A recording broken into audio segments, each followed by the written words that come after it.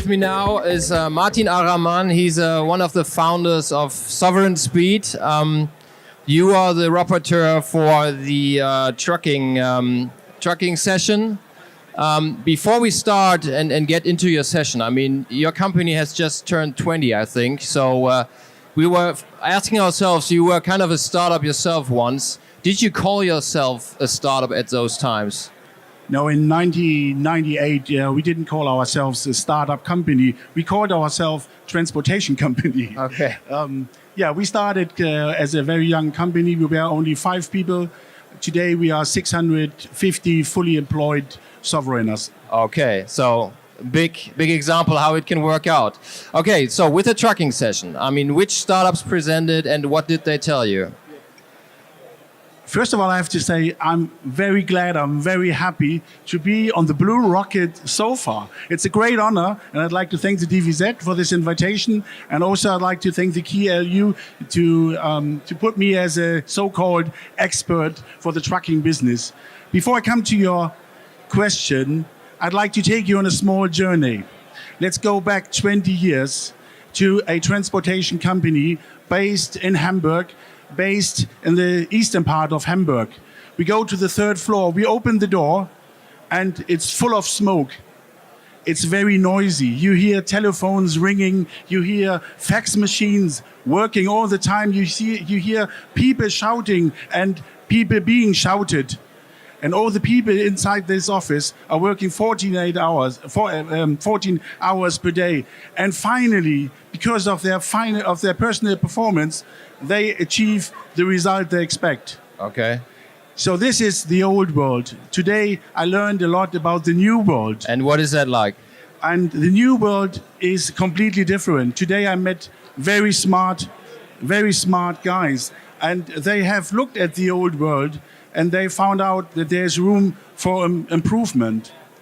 The challenge I had during the session was to find any differences between the 4 players. I had the chance to listen to OnTruck, to Senders, to Instafreight, and to Cargonex.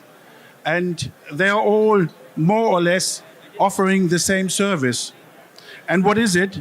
They connect shippers, mainly big shippers, with small carriers on a digital platform. Mm-hmm. They all act as a digital freight forwarder. Okay.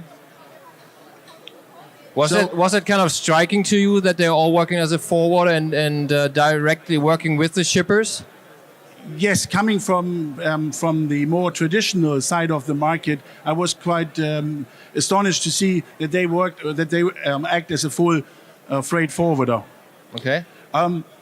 The only difference I could figure out was that Cargolux is more focused on FTL business. Instafreight is also offering LTL business.